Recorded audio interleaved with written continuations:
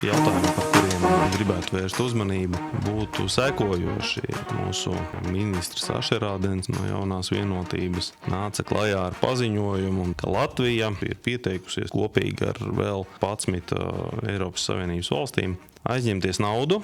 Kā aizbildinājums tam tiek minēts, ka mums ir jāsargā sevi, tātad mums ir vajadzīgs audzēt militāro budžetu. Pats fakts jau ir taisnība, protams, militārais budžets mums ir jāaudzē katru gadu pa bišķiņam, kamēr viņš sasniegs šos 5%. Tik tālu viss ir labi. Kā mēs visi saprotam, tad nauda, ko Latvija aizņemās, tā jau ir nauda, kuru mēs pēc tam visi kopīgi atdosim. Neviens jau to naudu tāpat vien nedod. Un pārsteidz tas, ka summa, kuru mēs aizņemsimies, uzreiz jau būs pār par 3 miljardiem eiro. Kopējā sanāks ap 8 miljardiem eiro, kas mīlīši cita starpā sastāda apmēram pusi no Latvijas valsts budžeta. Un šeit varbūt kāds matemātiķis, finansists, noteikti ne Ašerādens, kurš man varētu paskaidrot, ja mums ir jāaudzē militārais budžets līdz 5%, pie tam nevis viena gada laikā. Un no šiem 5% divus mēs jau tagad tā kā esam atraduši mūsu esošajās iespējās un finansēs, kas Latvijā ir, tad ja mums pietrūks 3%, un tas nav viena gada laikā,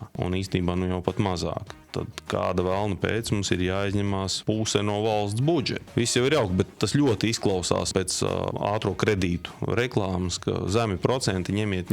Šeit mums vienkārši stāsta, ka ir lēta nauda, ņemsim, kāpēc tik daudz, nav svarīgi, mums vajag armijai. Armijai vajag mazliet, bet tas nekas. Un tad atgriežamies pie tā jautājuma, vai armija vispār zina, kā šādu naudu apsaimniekot. Visu taču mēs Ukrainai nevarēsim atdot, kaut kas pašiem arī ir jāsaglabā. Citiem vārdiem sakot, šeit ir milzīgi jautājumi, pievēršam uzmanību, jo šī nauda būs jādod katram no mums. Un es neesmu ar mieru aizņemties milzīgas summas, nezinot priekš kam, kā viņas tiks izmantotas.